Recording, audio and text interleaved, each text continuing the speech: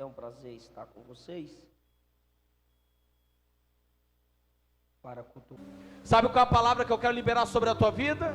Cada semente que você liberou na obra de Deus, o Senhor está liberando bênçãos não sobre você, mas sobre a sua casa inteira.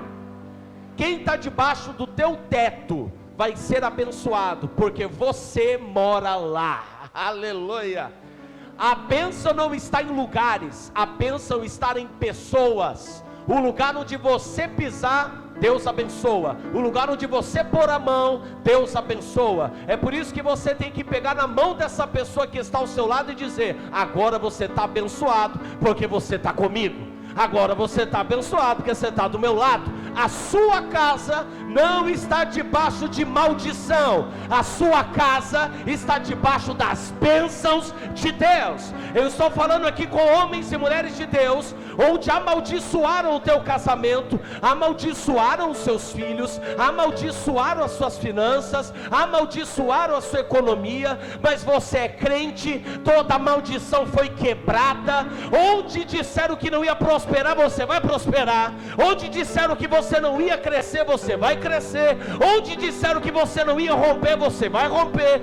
Onde disseram que você não ia ganhar, você vai ganhar. Porque onde a mão de Deus está, a maldição cai, a palavra cai e a bênção de Deus prevalece. Levanta a sua mão direita para o alto agora em nome de Jesus. Em nome do Senhor. Se você acredita em qualquer obra de macumbaria, em qualquer palavra contrária, mude o teu coração hoje, porque quem tiver com a mão levantada, receba essa palavra. Toda palavra está sendo quebrada agora. Tem adoradores aqui que sentem a presença de Deus? Meu Deus!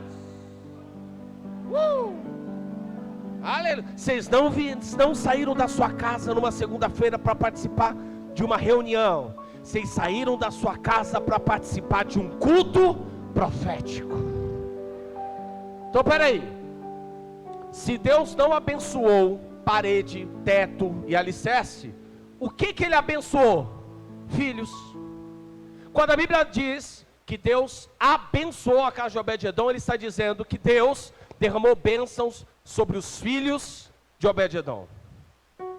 Quando Deus quer te abençoar, Ele te dá filhos.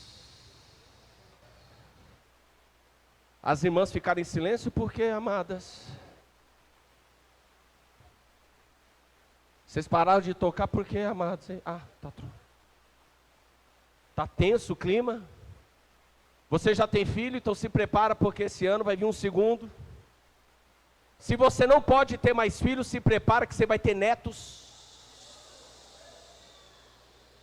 Porque no Salmo 127, verso 4 diz assim: como uma flecha na mão do valente, assim são os filhos da sua mocidade. Bem-aventurado o homem que enche a sua aljava deles. Cada filho que Deus derrama sobre a sua vida, cada filho que Deus libera sobre a sua história, é uma bênção que Deus está entregando para você. Você crê nisso? Você crê nisso ou não? Crê nisso ou não? Olhe bem, olhe bem. Cada nome esquisito que eu li aqui na Bíblia representa uma bênção que Deus está liberando sobre você. Salmo 100, 1 Crônicas, pastor Eliseu, meu amigo. 1 Crônicas 26, verso 4, verso 5, E estes foram os filhos de Obed-edom. Primeiro, Semaías é o mais velho, significa: o Senhor ouve. Deus vai te abençoar e vai ouvir a sua voz. Deus está ouvindo a oração de gente aqui, mano. Não. Eu não estou falando com quem está distraído, com quem está almejando algo a mais, com quem está ensinando, não. Eu estou falando com pessoas que estão aqui dizendo: Deus, ouve a minha oração. E Deus está te dando uma resposta: eu estou ouvindo a sua oração. Segundo filho, Jeozabade, que significa: o Senhor deu. Aquilo que você está tanto pedindo hoje, é o dia que Deus está entregando para você. Vai dando glória. Joá significa: Jeová é irmão. Se prepara, Deus está entrando na tua família. Olha aí o próximo filho, Sacar, significa salário. Todo projeto que Deus te dá, Ele sustenta. Meu Deus do céu, estou sentindo Deus. Missionária Isaura, minha amiga, todo projeto que Deus te dá, pastor Lucas, Ele sustenta. Se Deus te deu uma visão, Ele vai sustentar. Levante sua mão para mim, por favor. Eu estou falando com pessoas que serão empreendedores, eu estou falando com pessoas que vão ser empresários, eu estou falando com pessoas que vão mudar a sua vida financeira, e todas as pessoas que estão ao seu redor também vão. Sabe por quê? Deus está sustentando o teu projeto hoje. Deus está sustentando o teu projeto hoje. Próximo filho, Natanael, significa Deus confirma e estabelece. Todo projeto que Deus te dá, além dele sustentar, Ele firma, o diabo não derruba. Próximo filho, Amiel, significa Deus está comigo. Fala comigo, Deus está comigo. A presença de Deus vai te acompanhar no trabalho, vai te acompanhar em casa, vai te acompanhar na rua, onde você estiver. Último filho, Issacar, significa recompensa. Grita comigo, recompensa. Tem crente aqui que acha que a oração é em vão, que jejum é em vão. Tem gente que acha que vir aqui para o culto é em vão, e Deus está dizendo, tem uma recompensa preparada para você. O último filho de Obed-edom é Peulatiel, que significa trabalho. Grita comigo, trabalho. Se você namora um rapaz que não gosta de trabalhar, larga a mão dessa treva agora. Deus manda te dizer, onde você pôr a sua mão, Ele vai pôr a dele junto. Fica de pé em nome de Jesus comigo. 8 filhos. Está muito triste essa música aí. Faz um negócio mais alegre. 8 filhos. 8 bênçãos. 8 nomes. O Espírito Santo está dizendo que Ele vai abençoar, e cada nome representa uma bênção sobre a sua vida. Eu quero que agora você separe uma semente. Separe uma semente agora. E essa semente que você vai separar é a semente que você vai lançar sobre essa terra. Existe um gasofilácio aqui na frente. Existe o Pix projetado aí. Ok? E você vai entregar a sua semente. Porque Deus, Ele multiplica a semeadura daquele que semeia. Dinheiro na sua mão é dinheiro.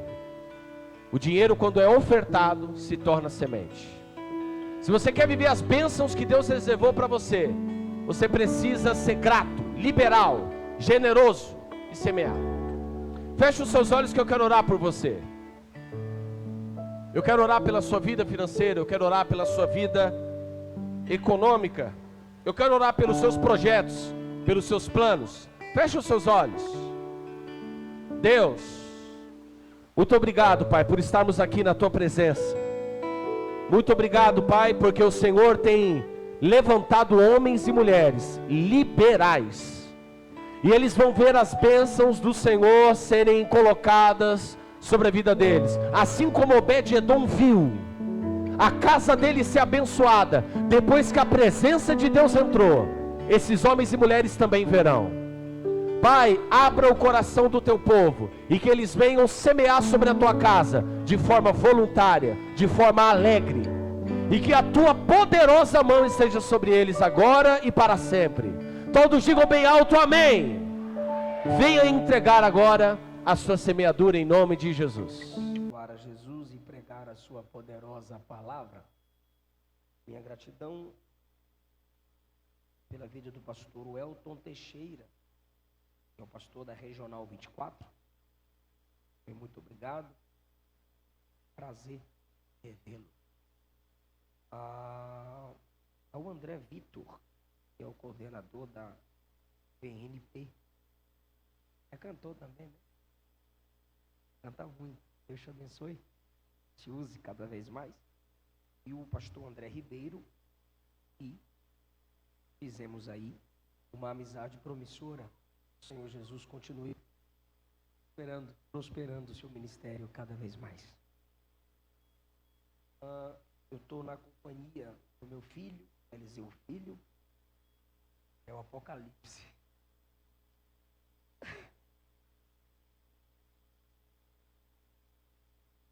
que é técnico de som, e o evangelista Israel, que é cantor. É parar para louvar Jesus.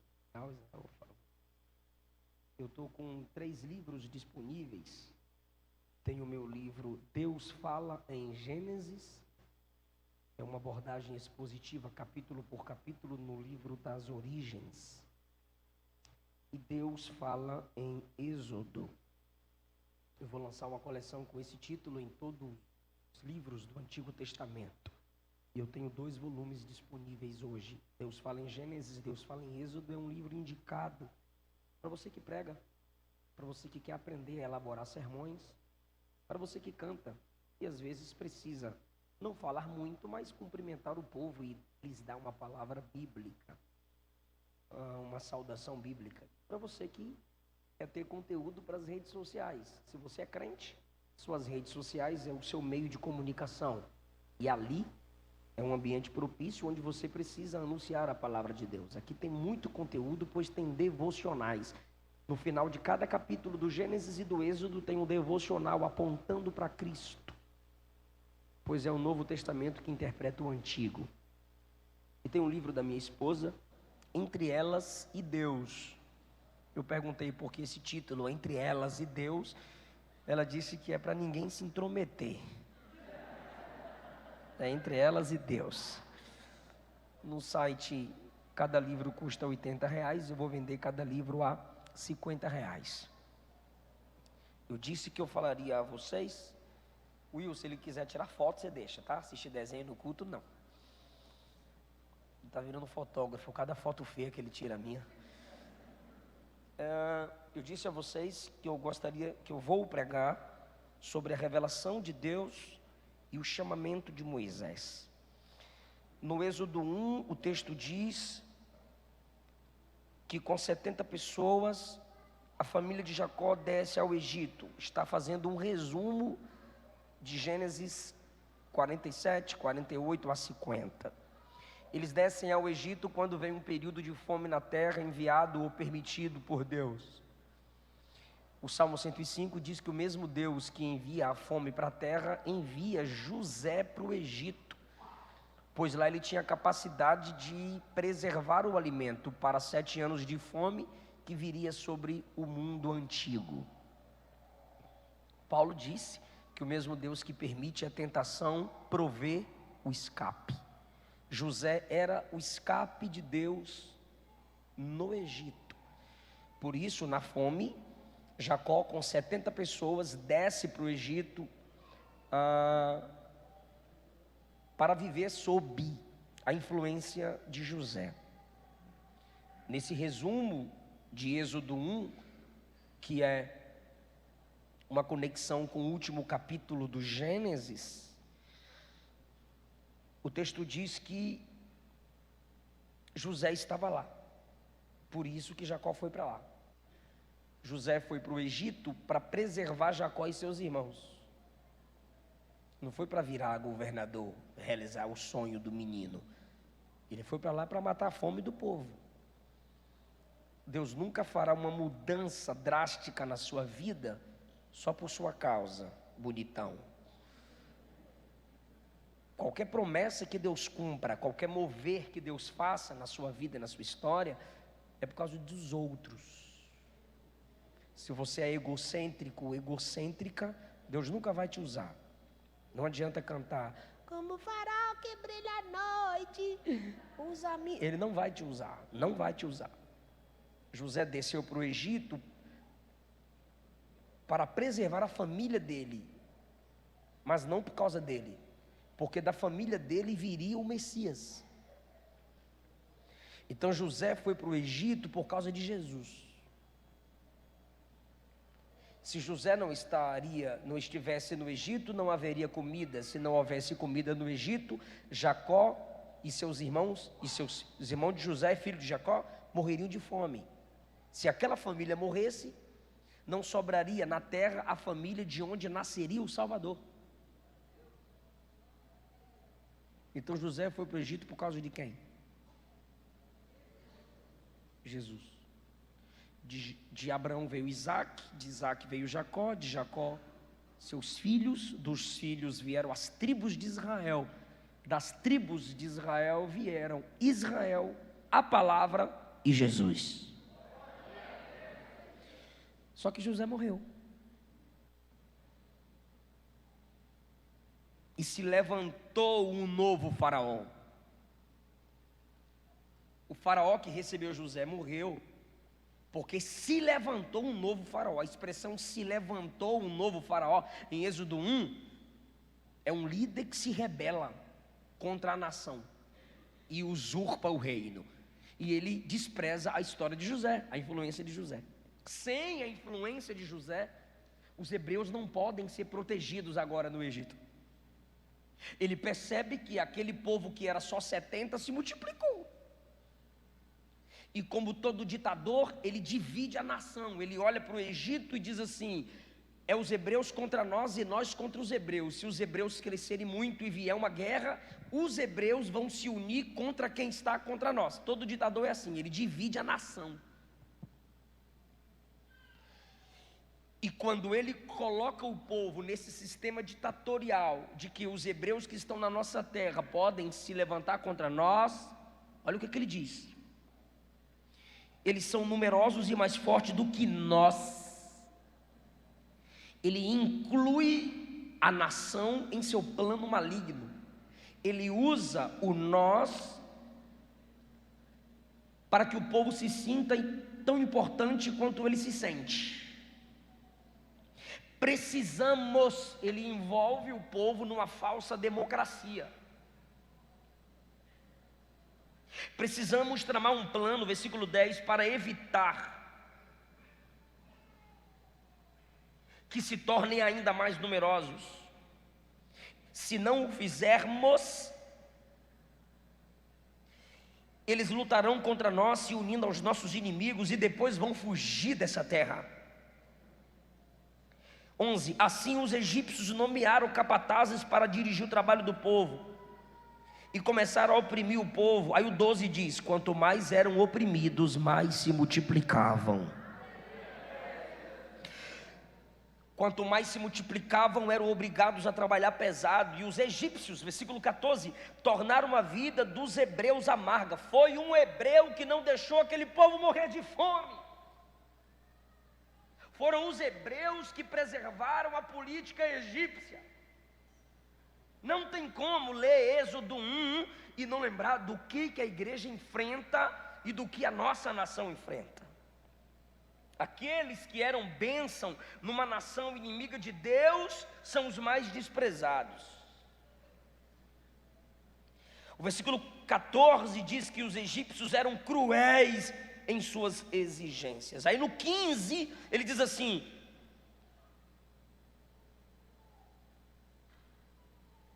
matem os bebês durante o parto, versículo 16. Mas as parteiras, conhecendo as hebreias, temeram mais a Deus e desobedeceram o mandato daquele ditador. E agora ele tem uma nova proposta. Vamos afogar as crianças no rio. Quem planta, colhe. Cada egípcio que encontrava uma criança no meio da rua, versículo 22 do capítulo 1, Faraó deu a seguinte ordem a todo o povo, todos os egípcios, todos vocês que são egípcios, lancem no rio Nilo todos os meninos hebreus recém-nascidos. Primeiro ele dá ordem às parteiras, e as parteiras amam crianças,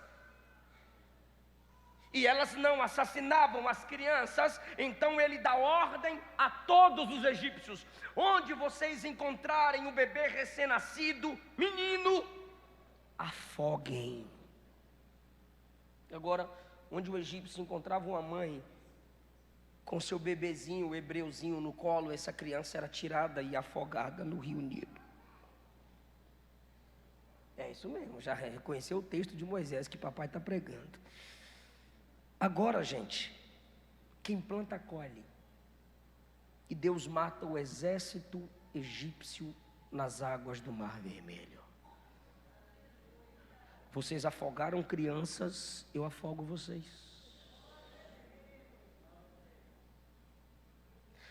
A nossa geração está demonstrando um ódio por crianças. A nossa geração está demonstrando um desprezo por crianças. E às vezes a gente até diz assim, só pode ser demônio.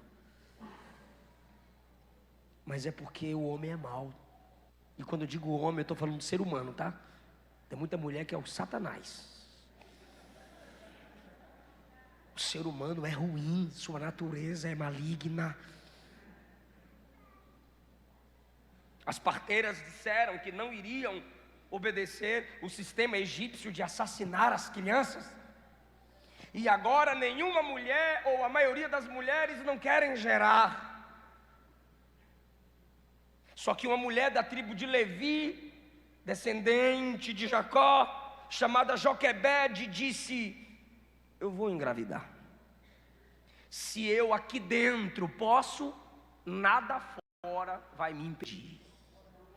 E ela não se submete ao sistema egípcio de que não pode ser mãe.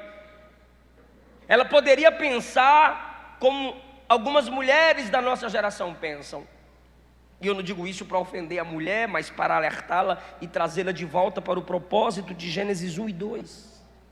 Ela poderia dizer: não vou gerar porque está complicado ser mãe no Egito. Está difícil criar filhos com esse sistema. O Egito está muito forte, mas ela não pensou assim. Ela sabe que ela foi formada para gerar, casou para formar uma família, e ela sabe que a família é constituída a partir da chegada de filhos, então ela gera. Ela não se submete ao sistema opositor do princípio de Deus, desde o Gênesis 1, que é o casal gerar filhos, e depois do pecado vieram muitas doenças. A primeira mulher atingida pelo efeito do pecado foi a própria Eva. No capítulo 4 do Gênesis, a Bíblia diz que com muita dificuldade ela teve Caim. E depois nós temos Sara, que é estéril, por causa da entrada do pecado do mundo. Então nem todas as mulheres têm a capacidade para gerar de modo natural, mas o que eu estou sendo contra é esse sistema egípcio que coloca na mentalidade de nossas moças de jamais gerar. É porque o seu futuro é só seu, você é orgulhosa, você é orgulhoso, só pensa em você. Seu dinheiro é para o seu tênis, seu dinheiro é para a sua pizza, para o seu apartamento. E você não lê Bíblia nem para você, imagina você criança. E o diabo se vale da nossa soberba, do nosso orgulho, e tira de nós esse intento do ideal de Deus para a preservação da nação e da igreja. E agora se multiplica mães e pais de pet.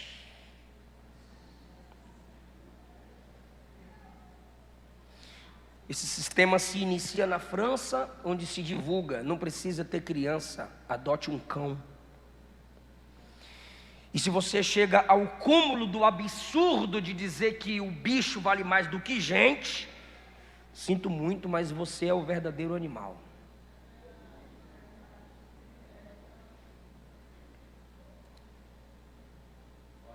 Ela não se submete a esse sistema FFF, feministas feias e fedorentas. Ela gera. Deixa eu fazer uma pergunta só para quem está ligado no texto. Estava fácil ser mãe naquele tempo? Estava difícil, não estava? Mas ela foi mais forte e gerou, sim ou não? E o que ela gerou abalou o Egito, que ameaçava as outras mães. Então, não é o mundo que está mais fraco, não é o mundo que está mais forte, somos nós que estamos mais fracos. Porque meus pais geraram, nossos avós geraram, e olha nós aqui. Repito, se aqui dentro você pode, aqui fora nada vai te impedir. O sistema egípcio não destruiu Moisés, foi Moisés que abalou o sistema político, econômico, governamental, imperial do Egito. Esse mundo não destruirá a família ideal. É a nossa família que vai gerar influência de Deus nessa geração. Ei mocinha, ei rapaz, larga de ser Nutella, velho. É, filho, tem um monte de Nutella aqui, papai. Porque eu estou pregando aqui porque tem. Essa mensagem não é para a igreja que eu vou pregar sábado, é para a igreja de agora. Então cresça, varão. Amadureça, irmã. Já foi dito aqui e que Deus... Eu não preciso jurar pelo céu nem pela terra. Eu ia jurar aqui, mas eu lembrei. Como Deus começou usando o texto que ele leu, é porque Deus quer te dar família. 3 glórias. Eu já ia estressar, irmão. Eu vou repetir. Deus vai te ajudar a formar uma família. Não deixa essa cultura comunista, socialista, progressista destruir o ideal de Deus para a sua vida, gente. Ela encara o sistema e gera. Quando ela gera, o menino nasce e chora, óbvio. E ela tem que ocultar o menino, porque senão qualquer egípcio vizinho matava. E 3 meses ela conseguiu. 3 meses depois, ela faz um cesto e coloca na beira do rio. Para de mentir que ela colocou o cesto no rio Nilo, e o rio Nilo subiu ao contrário, não descia, subia, e a velocidade era 80 por hora, e o cesto teve que subir porque o palácio era lá em cima. Então o anjo colocou um motorzinho lá no cesto, só pode, e o cesto subiu lá para o palácio. Não, ela colocou naqueles matinhos, aqueles galhos que ficam na beira do rio, para Miriam ficar de olho. E a Bíblia diz ali, no versículo 3, que o cestinho está ali, e Miriam está à distância observando. Versículo 5, a filha do faraó desceu, não foi o cesto que subiu.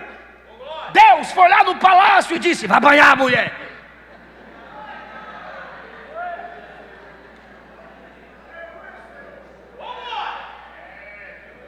Não foi o cesto que subiu, o cesto ficou grudado lá entre os juncos. Não tinha jacaré. E o cesto desviava. Para de inventar. E Moisés está lá. E a princesa está descendo. Vou banhar.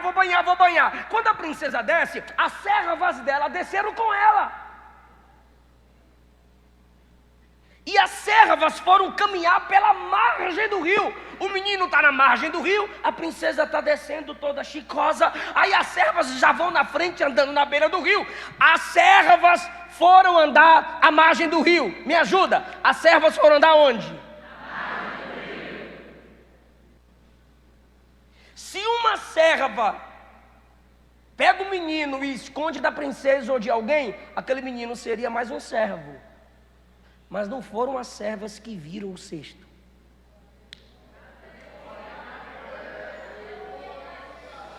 Ela viu. A princesa, ainda descendo, viu o cesto. Pega lá. Tá vendo aí? O que, minha senhora? O quê? O cesto. Pega o cesto. Quando abre o cesto, está Moisés bonitinho chorando. A malignidade do coração do pai não está no coração dela.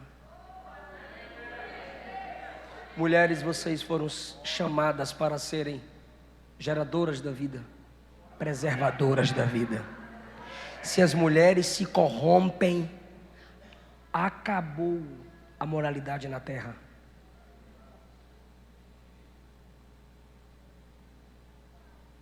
A mulher, humanamente falando, é o ápice da moralidade ou da imoralidade. Um pai maligno humilha uma nação assassinando crianças. Todo abortista tem um coração de Faraó dentro dele, dentro dela, porque agora tem uns feministas.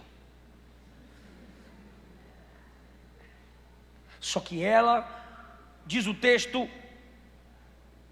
se comoveu com o menino no versículo 6 e disse assim: irmão, mulher é estranho, ela tem um sexto sentido, elas enxergam muito mais do que nós. Gostou? Elas têm uma visão ampla das coisas. Se é um homem, o bebê chorão. Ela viu o menino chorando e disse: é dos hebreus. E não é que era mesmo. Aí quando ela diz assim, é dos hebreus, quem chega? Miriam. Chegou na princesa e perguntou assim: a senhora quer que eu ache alguém para amamentar? Imagine Miriam dizendo: essa serva não dá conta. Não, porque é dos hebreus. E eu acho uma hebreia top para dar de mamar para esse menino. Aí a princesa: ache logo que ele está chorando. Aí Miriam diz: vou ali e volto. Tá bom, mamãe. A princesa achou o maninho.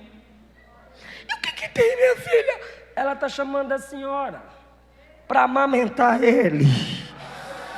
E aquela que enfrentou um sistema para gerar e agradar o coração de Deus, vem. Tu está preparado para dar glória a Deus?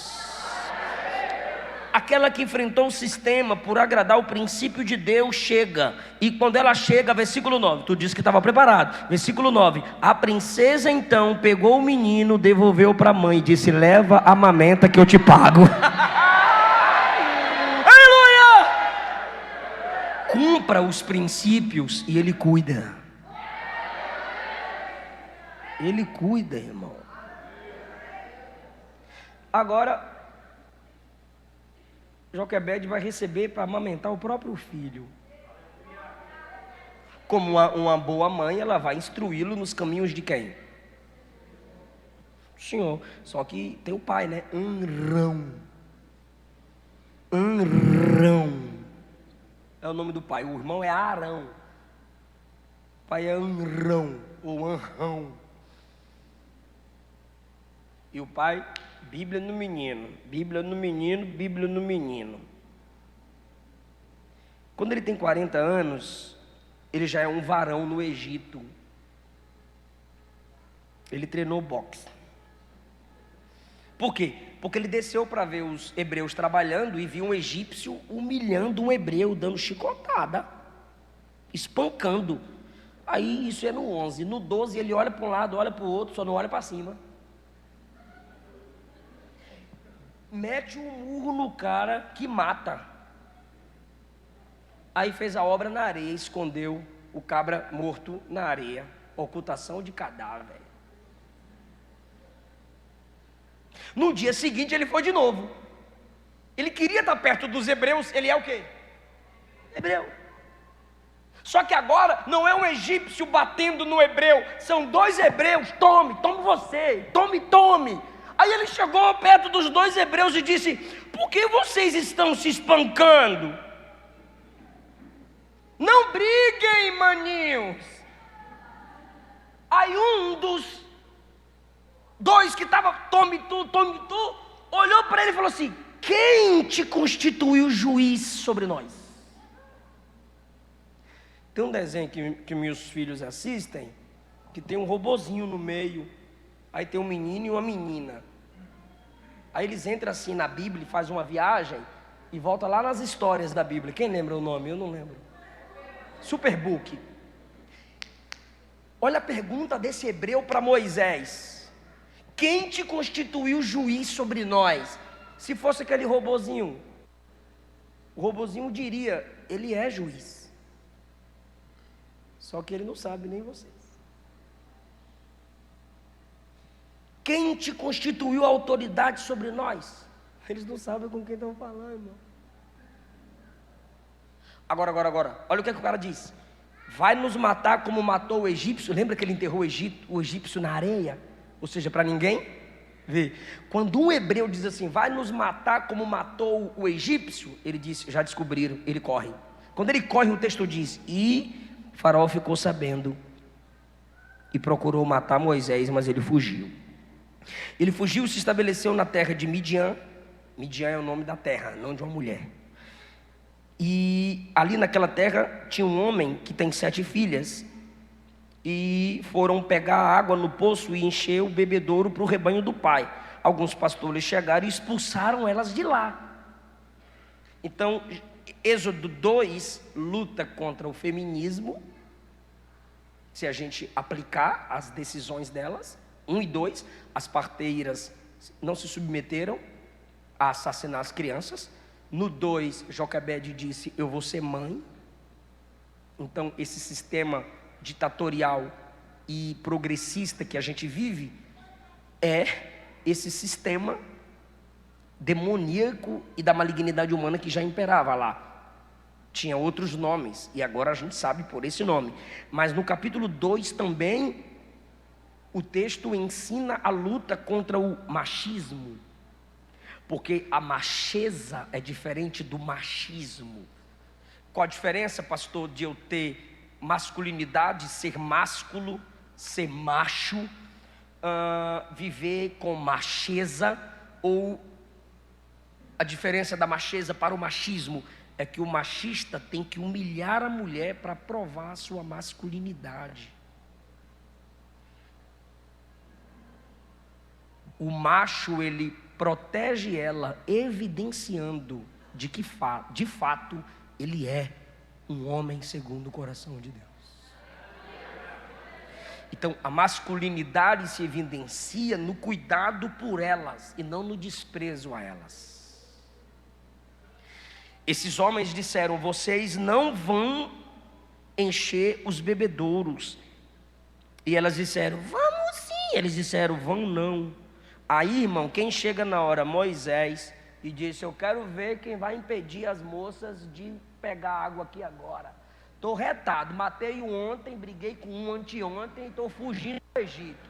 Eu não tenho nada a perder. Eu quero ver quem é que vai impedir as meninas de encher. Bora, pode encher o bebedouro aí, vai lá. Aí uma delas, Zípora. E Zípora vai pegar água, e as meninas rindo assim, tudo sem gracinha, e de zóio no moché, e deram água para o rebanho. Chegaram mais cedo em casa. Aí o pai perguntou, já chegaram? Sim. Aconteceu alguma coisa? Aí imagine as irmãs dizendo, Zípora pode falar melhor, papai. Porque ela já veio na estrada falando de Moisés. Um egípcio nos defendeu dos pastores, pai. Fortão, ele assim, ó, brigou mesmo com os caras lá, pai. Aí Jetro disse, manda chamar para comer aqui com a gente, jantar, cear. Ela, perna para quem tem, levantando poeira. Papai mandou chamar. E ele foi conhecer a família, casou com ela e fez filho, macho. Ela podia gerar. Ele não tinha dificuldade para ser pai. Versículo 23. Depois de muitos anos, o rei do Egito morreu. Morreu outro. Então morreu o que conhecia José. Se levantou outro que estava maltratando o povo. Esse que estava maltratando o povo morreu. Quando ele morre, versículo 23. Os israelitas continuaram a gemer sob o peso da escravidão. E clamaram.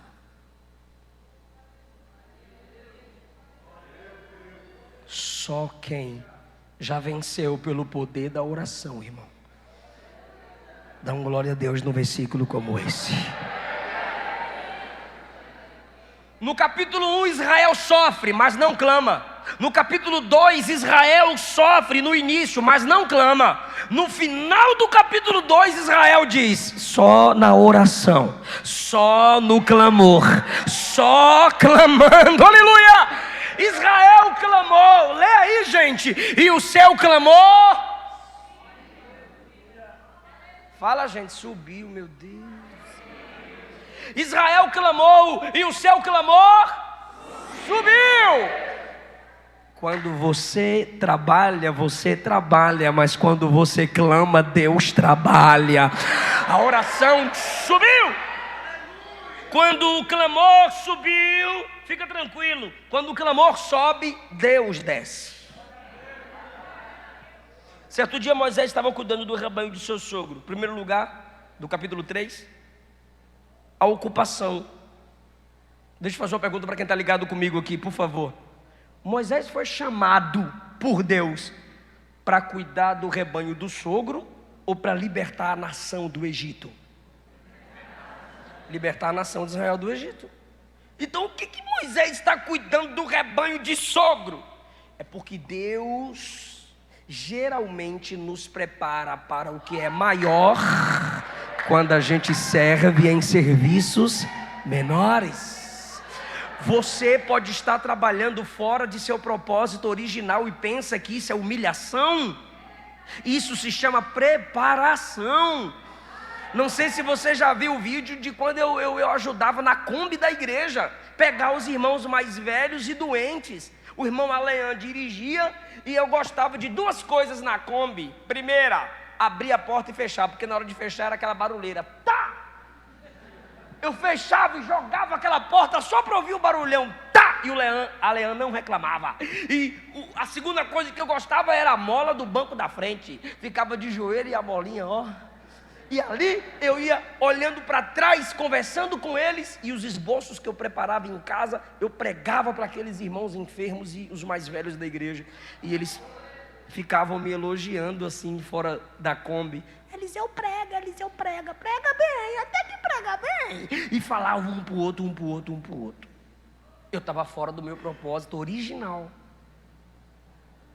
Mas servindo a minha congregação, Deus estava preparando o meu coração para onde Ele me colocou hoje.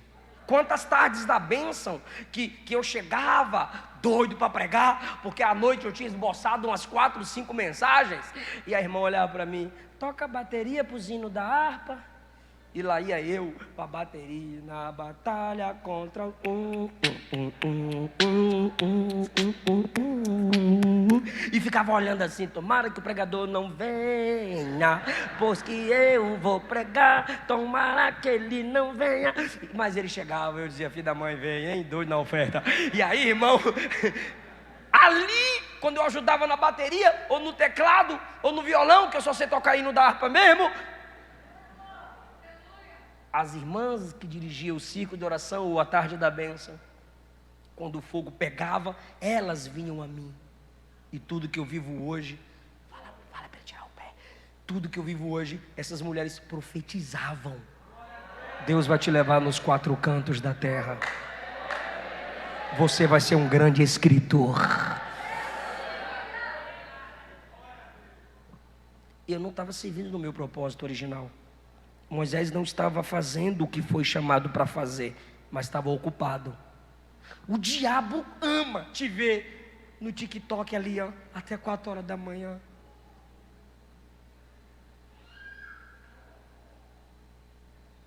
Eu lembro quando na infância meus avós diziam, mente vazia, oficina de Satanás.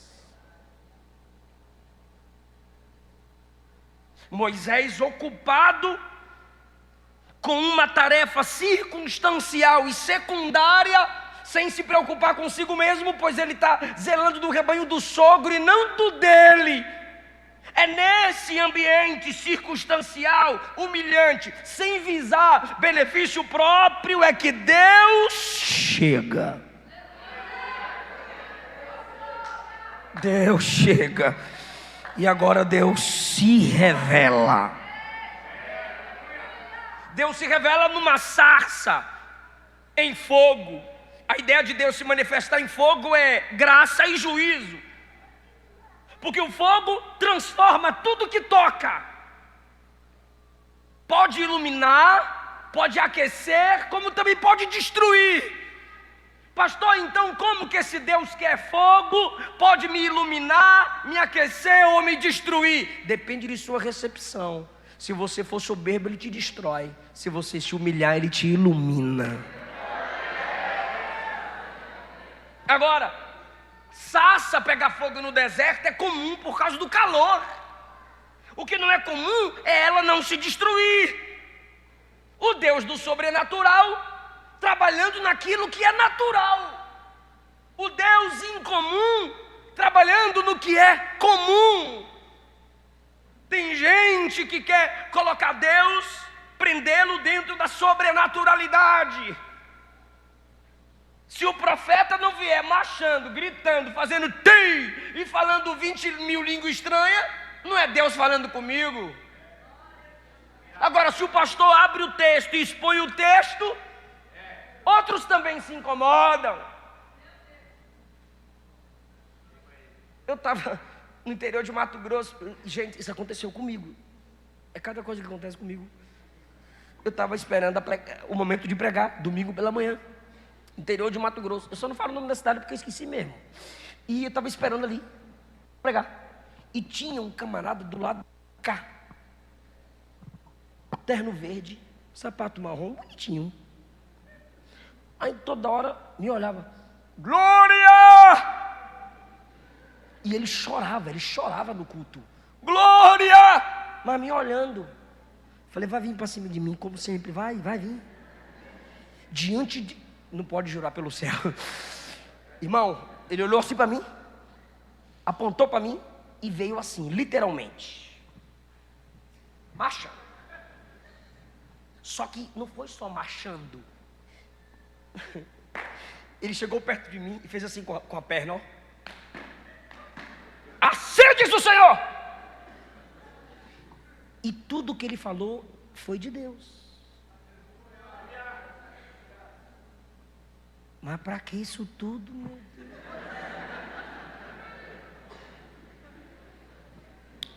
Se Deus mandou ele entregar uma mensagem para mim, fala que a igreja tem que ouvir a mensagem que é para ela.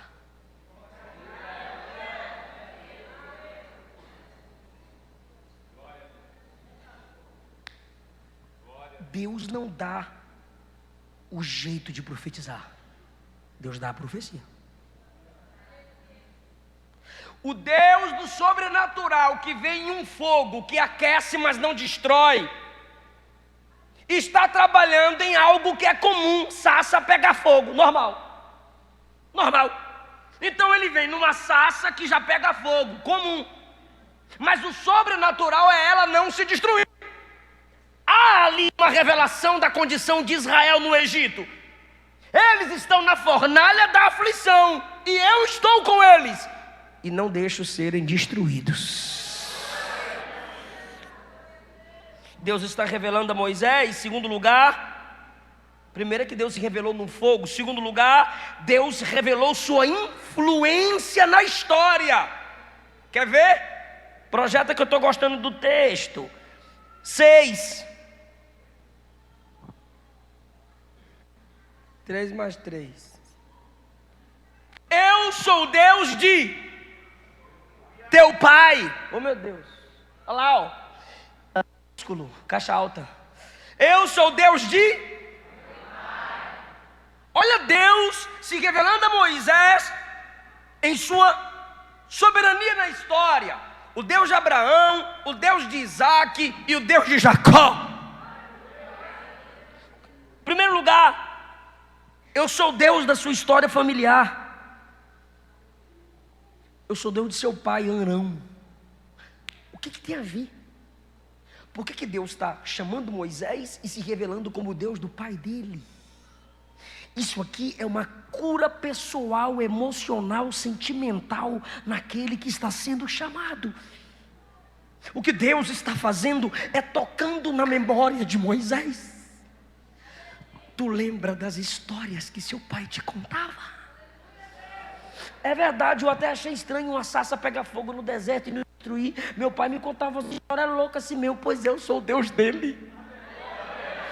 Tu lembra que teu pai contou que Sara era estéril e eu abri o ventre dela? Lembra que Abraão era velho e mesmo assim eu o constituí pai de nações? Lembra que seu pai te contou que eu transformei Jacó? Lembra que eu prosperei Isaac na terra inimiga? Eu sou o Deus que seu pai serviu. Lembra que Faraó disse: não é para gerar filho porque eu vou matar, e seu pai foi macho, corajoso, enfrentou o sistema e gerou você? Eu sou Deus. Aí eu pergunto aos pais que estão aqui: Jeová pode falar para seus filhos: eu sou Deus de seu pai? Eu pergunto às mães aqui: Jeová pode falar para sua filha: eu sou o Deus da sua mãe? Você não salva seus filhos. Eu não sou o salvador dessa criança. Eu sou o instrutor, eu sou o protetor, eu sou o provedor. Minha missão é mostrar o caminho. Quem salva é Jesus. Quem salva é Jesus. Agora, depende de mim se lá na frente Deus se manifestará a ele e dizer: sou Deus de seu pai. Talvez você não saiba, mãe, talvez você não enxergue, mãe, mas há esse momento, ou haverá esse momento, que aquela menina, aquele menino, aquela moça, ou aquele rapaz, nem que seja na cadeia, nem que seja à beira da morte, nem que seja em extrema dificuldade, vai cair de joelhos, vai se lembrar de suas lágrimas, vai se lembrar de você abrindo a Bíblia, vai se lembrar de você adorando, e vai dizer: ó Deus da minha mãe, ó Deus de meu pai. Alguém está entendendo o que eu estou falando aqui, gente? Fale o evangelho a seus filhos. Abra a Bíblia para ela. Porque Deus quer se manifestar assim, ó: eu sou Deus de seu pai, Moisés. Eu dei força a ele e vou te dar.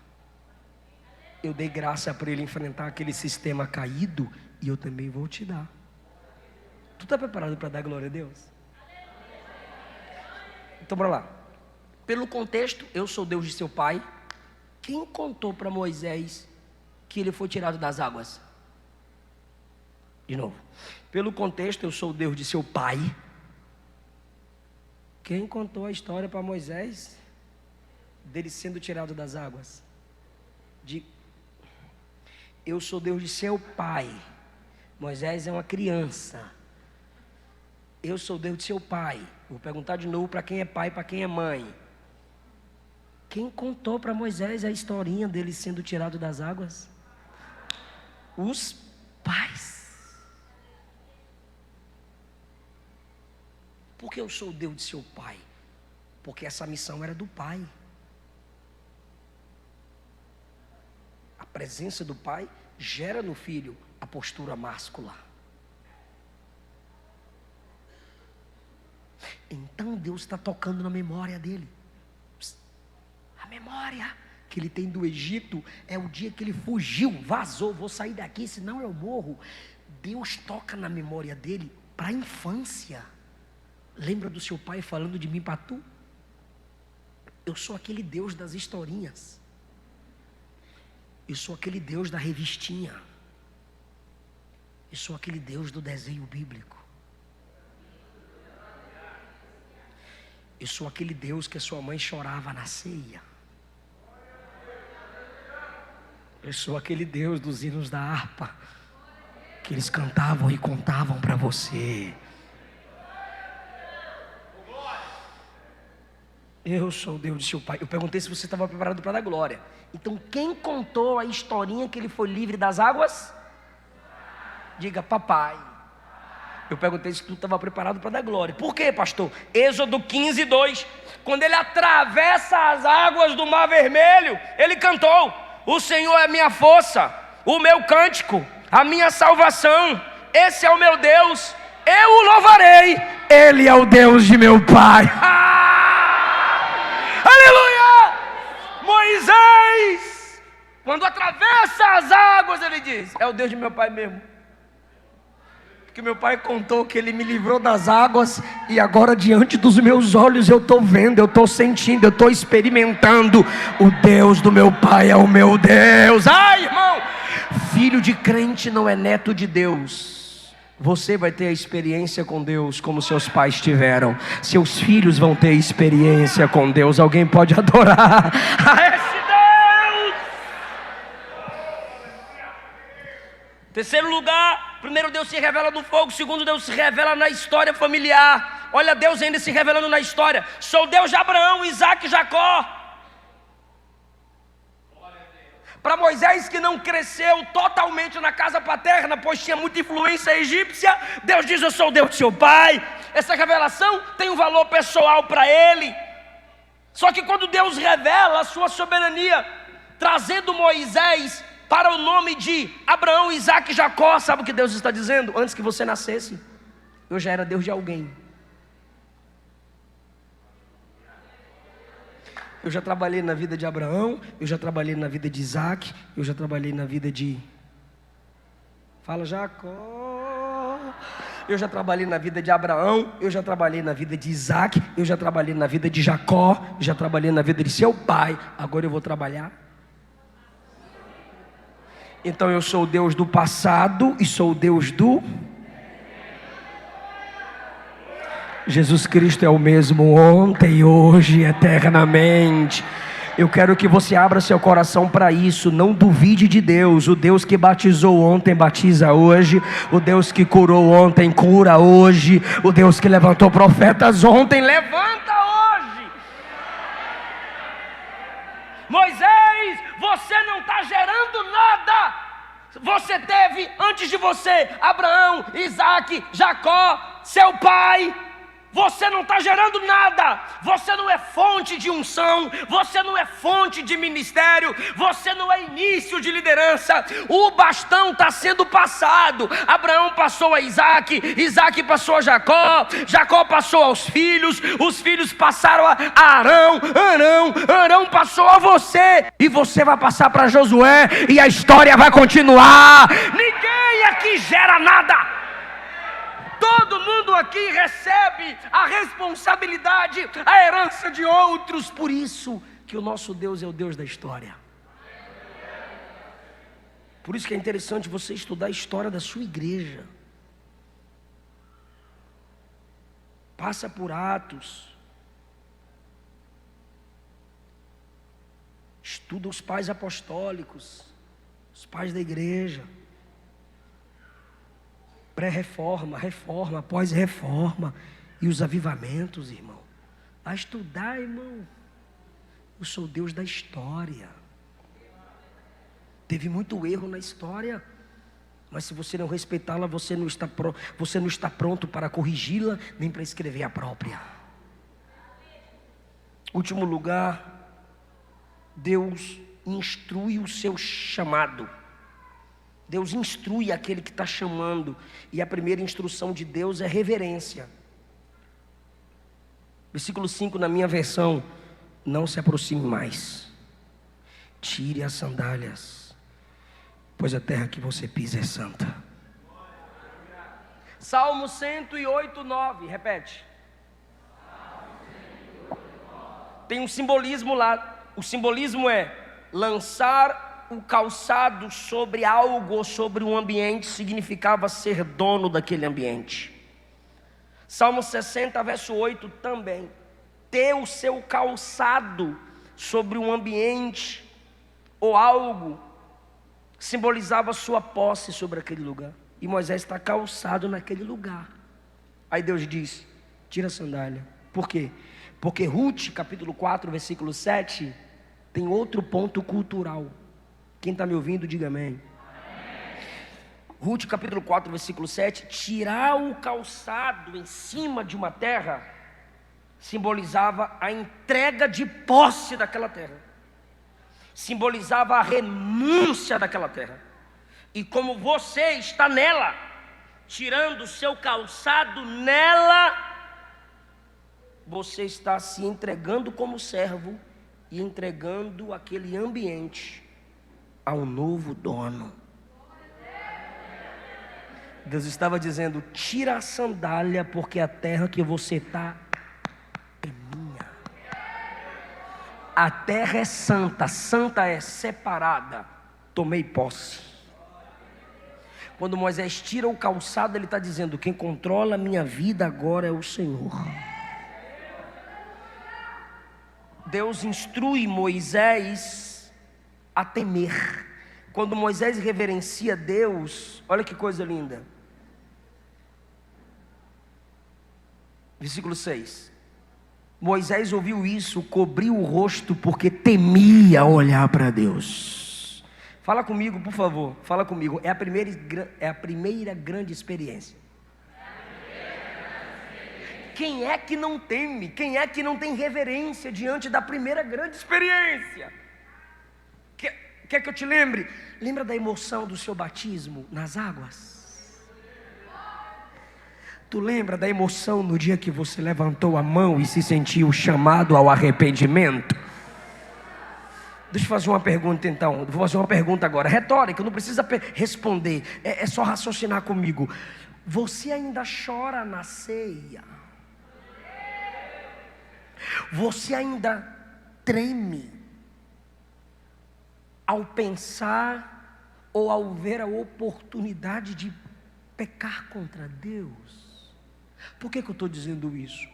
Porque eu sei das suas primeiras experiências, como você era faminto, faminta por Deus. Você teve muitas experiências com Deus. Você não apenas desceu as águas, você viu muitos batismos. Você apenas não recebeu o batismo com o Espírito Santo, você viu outros falando línguas. E você se alegra, amém, glória. Só que assim, para você isso já é comum. E a palavra do Espírito Santo é: não se acostume com o sagrado. Por quê? Porque Moisés, que está temendo aqui, também treme lá em Êxodo 19. Do 3 para o 19 é muita coisa. Raciocina comigo. Solta o cajado, Moisés, soltei serpente. Pega o cajado, Moisés, peguei, cajado de novo. Põe a mão no peito e tira, leprosa. Põe a mão no peito e tira, restaurada. Fora as 10 pragas no Egito. Saia do Egito agora. O destruidor passa, mas não entra na casa que tem a marca do sangue. E Moisés está vendo tudo isso. Moisés, por que clamas a mim? Estende a mão. E quando Moisés estende a mão, o que acontece com as águas? Se abriu de lá para cá, vento oriental. O povo não estava vendo, mas o mar já estava sendo aberto de lá para cá. E atravessaram e viram o exército ser afogado. Isso é coisa grandiosa. E depois, Moisés, estamos com sede, a água vai sair da rocha. Estamos com fome, Deus vai mandar comida. Moisés, olha os amalequitas vindo guerrear contra nós. Moisés levanta a mão, Josué vence a guerra. Que coisa linda. Moisés, as águas estão amargas. Corta o madeiro, joga na água, a água fica potável, lindíssima de se beber. Deus fez muitas coisas. Quando você chega em Êxodo 19, Hebreus capítulo 12, versículo 21, está repetindo Êxodo 19. Eu preciso de sua atenção. Hebreus 12, 21 está repetindo a experiência de Moisés em Êxodo 19.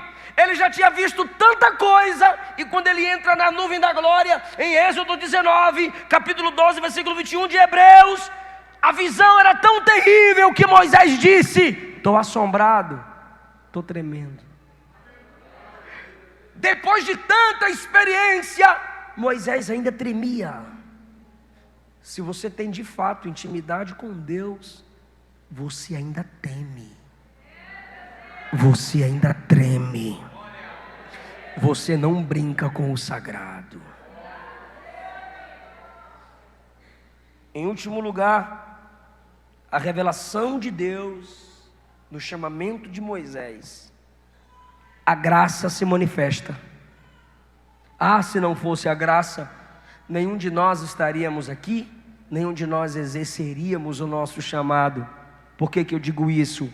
O povo clama, Moisés está preparado, mas tudo isso aconteceu porque Deus disse assim: eu desci para fazer aquele povo subir.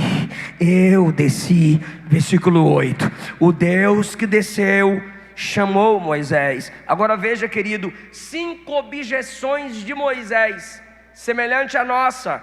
E essas objeções, a maioria de nós que temos o chamamento divino também apresentamos a Deus. Deus nos chama, usa mensageiros, usa profetas e profetisas, Deus dá sinais, e a gente sempre resistindo, a gente sempre dizendo não. Irmão, se sou eu chamando Moisés, eu diria: rapaz, eu não preciso de você não, o que você está pensando, cabra? Eu desci, te chamo na chama do fogo, já falei que sou Deus de Abraão, Isaac, Jacó e Deus de seu pai, e você está aí tirando onda, vaza, eu vou levantar outro. E às vezes a gente fala essas coisas para Deus, mesmo sem falar pelas palavras, nós demonstramos em nosso comportamento.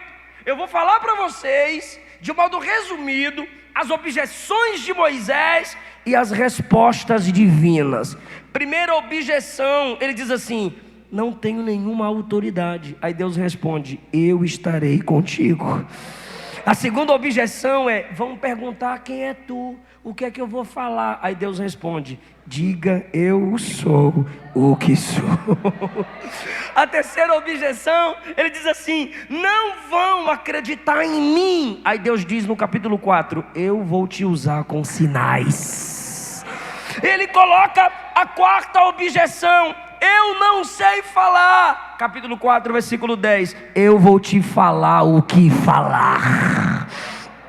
Por último, ele diz assim: envia outro. Deus diz: eu vou enviar Arão com você, mas não no seu lugar. Eu quero você lá. Ah, irmão, isso não significa que Moisés é bom, porque se ele fosse bom, ele não apresentaria desculpas. Isso significa que Deus é bom, que Deus é maravilhoso e não desiste de nós. O Espírito Santo está dizendo a alguém aqui: eu preciso que você pegue isso. Ainda que você desista do seu chamado, o seu chamado não desiste de você. Deus plantou um chamado na sua alma. E eu vou te dar mais 2 exemplos. Elias está na caverna, Deus tinha mais 7.000. Vou perguntar: quem está na caverna? Deus tem mais quantos? Então eu erro se eu disser: se você não vai, Deus levanta outro. Se você não cair, Deus vai matar outro no teu lugar, porque Deus tem 7.000. Pois é, irmão, Deus tinha mais 7.000, mas mesmo assim foi atrás de Elias na caverna. Porque se Deus chamou você para missões, não adianta mandar dinheiro, Ele quer você na obra missionária. Se Deus chamou você para cuidar de gente, não adianta: chama fulano, chama cicrano, é você. E o segundo exemplo que eu te dou é: Jonas, vai pregar em Nínive? Vou não, eu vou para o porão do navio, eu vou para Tarsis, eu vou fugir, mas pregar eu não vou. Aí Deus deixa ele dormir, manda o vento soprar, o vento gera tempestade, balança o navio, o marinheiro desce: sobe aí rapidinho para nós bater um papo aqui só entre nós. Aí Jonas sobe para bater um papo. Aí aquele que não queria pregar, ouve o cabra perguntar assim: fala aqui para nós, de que povo és tu? Quem é teu Deus? Qual é a sua ocupação? E por que nos sobreveio esse mal? O cara deu o esboço para Jonas, irmão. Aí ele responde: sou hebreu, a tempestade é por minha causa, minha ocupação é ser profeta, e o meu Deus é o Criador do céu e da terra. Eu imagino Deus no céu olhando para Jonas e perguntando: prega ou não prega? Se Ele te ordena, nem que seja na UTI, tu vai pregar. Tu vai pregar. Tu vai olhar para alguém e vai dizer: quer aceitar Jesus, mexe os olhos, mexe o dedo, mas vai ganhar alma. Em nome de Jesus, desperta nessa virada, desperta nessa virada de dia, em nome de Jesus. Se o Senhor te chamou, Ele te capacita, Ele vai com você, Ele levanta a gente para te ajudar, mas Ele está dizendo: levanta, porque a atitude da igreja em direção às almas revela o seu amor pelo Deus que ama as almas. Moisés chega no Egito, O faraó que queria matar ele já morreu mesmo. E ele fala tudo que Deus mandou falar. Arranca o povo daquele sistema. As mesmas reclamações que você tem, as mesmas limitações que você tem, mas o mesmo Deus que ele servia, você também serve. Ide por todo o mundo e pregai o evangelho a toda criatura. Eu quero orar aqui na frente, só por você, que entendeu essa palavra. Deus tem falado contigo na história, Deus tem te incomodado e você está olhando para outros e se pensa menos, se enxerga menos capaz que os outros, se esquecendo de que o Deus que chama é o Deus que capacita. Eu quero orar aqui na frente por você que está temendo exercer seu chamado e tu sabe quantas vezes tu fugiu. Eu quero orar por você agora, a igreja fica em pé, mas eu quero orar aqui na frente por você que se sentiu confrontada por essa mensagem, confrontado por essa palavra. Corre aqui na frente agora. Eu sei.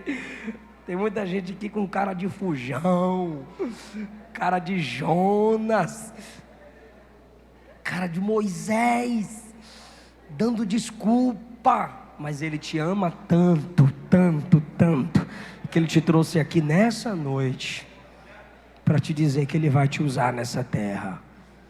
Ele vai te usar nessa terra. Eu sinto a presença de Jesus nessa palavra, irmão.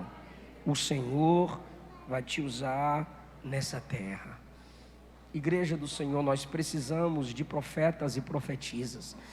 Precisamos de ministros de Deus. E Jesus está levantando. Jesus está levantando aqui hoje. Aleluia. Aleluia. Aleluia. Coloca lá pro pai.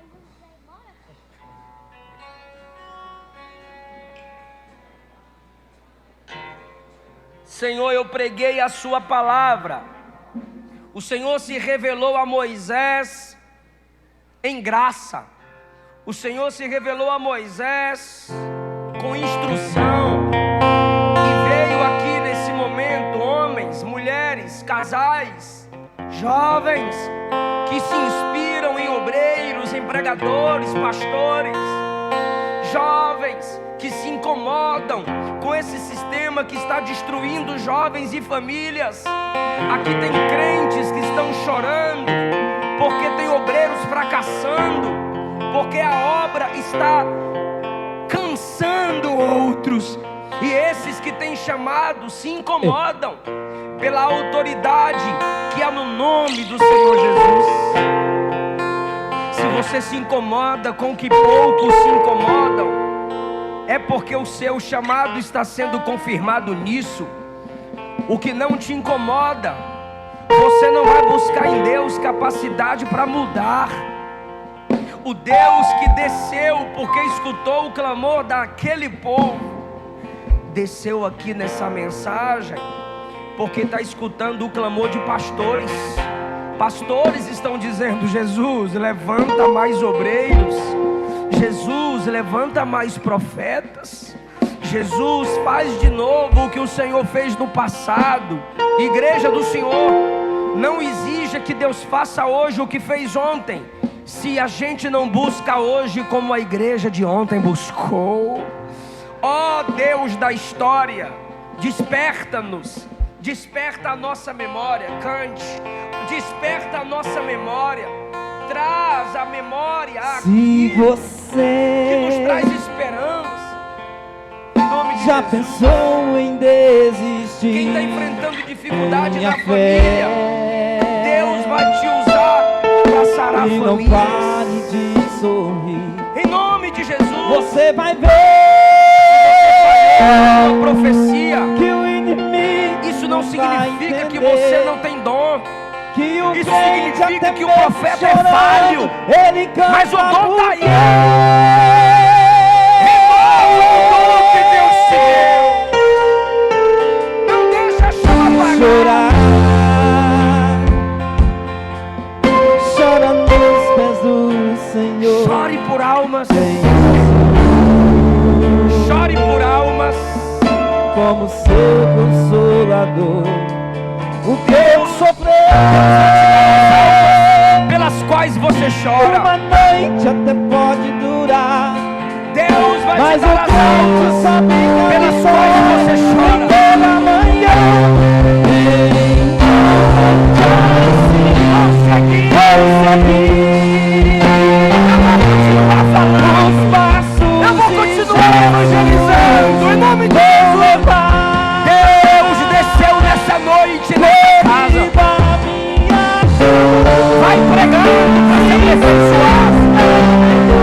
Vai escrevendo textos de Jesus. Textos sempre.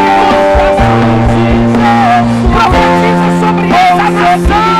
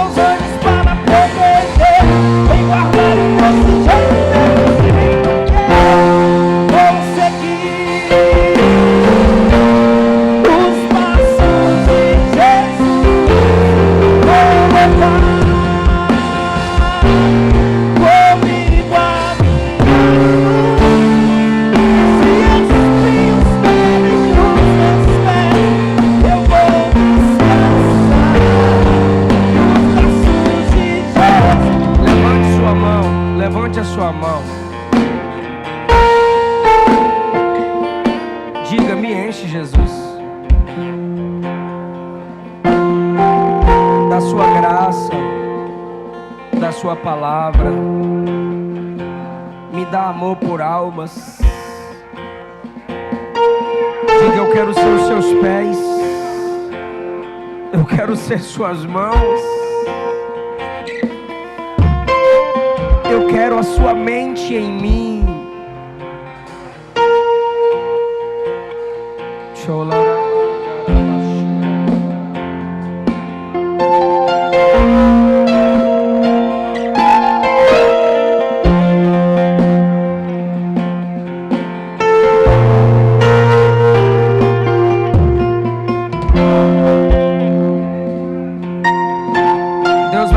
Escute o que eu vou lhe dizer. Deus vai colocar pessoas fracassadas no seu caminho. Não é você que vai escolher. Deus vai trazer pessoas fracassadas.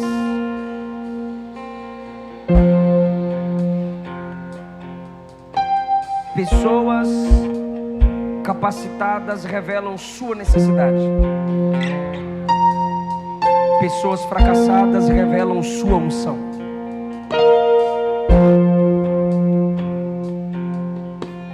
Por causa da unção que Deus está te dando aqui hoje, você pode atrair pessoas fracas, caídas, que vão enxergar em você a sabedoria de Deus.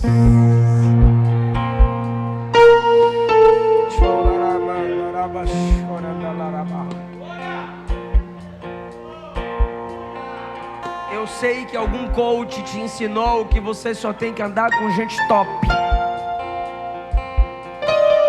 Mas Jesus, que é Deus perfeito, grande, dono de tudo, desceu e permitiu que os pecadores viessem andar com Ele. E Ele restaurou todos que chegaram perto. A unção que está na sua vida é para uma nação. Eu disse ao pastor hoje: todo pastor de uma igreja é pastor de uma cidade. E a unção de Deus na sua vida é para essa nação.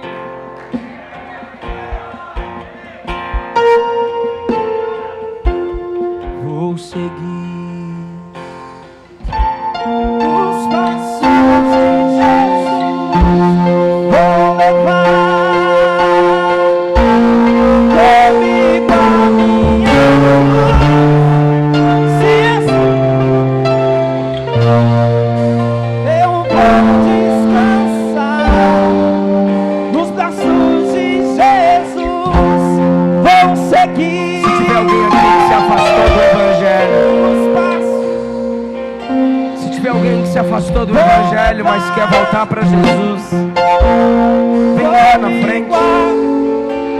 Se tiver alguém que nunca confessou Jesus como seu único Senhor e Salvador, vem cá na frente, deixa eu orar por você.